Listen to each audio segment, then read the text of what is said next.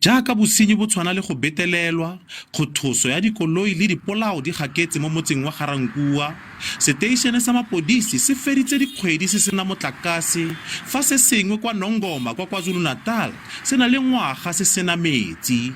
Baagi ba Garankuwa ba tlhagisitse dingongorego tsa bone mabapi le kgwetlho eno. Mme mo mmerana ya ka affidavit e ba mmotsora ona mabone a ona re ba ka mo thusa. Hora hore hona le matsapa a irehalang via finance and what situation on tlhalwanya gore mana mahodu that's the advantage because they know very well gore a go ba le any backup or any response e tlo bang teng ya sepodisa. Batho ba le dikete le thataro ba bolailwe, ba le dikete le 10 ba beteletswe le dijanaga di feta dikete le 500 di tserwe ka dikgoka mo dikgweding di le 3 tsa ntlha tsa monongwaga. Garankuwa le yone e amegile.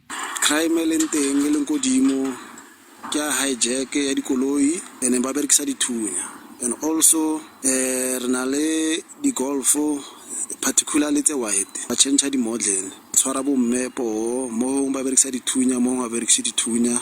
Bolaodi ba sepodisi bore bo samagana le ntlha eno. We have made available additional generators.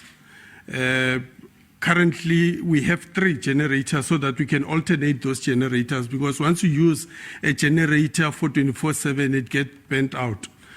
The top 30 most crime stations, we are giving them an immediate budget to use as a station. And I think we've put R1 million, 100 million rand for those stations.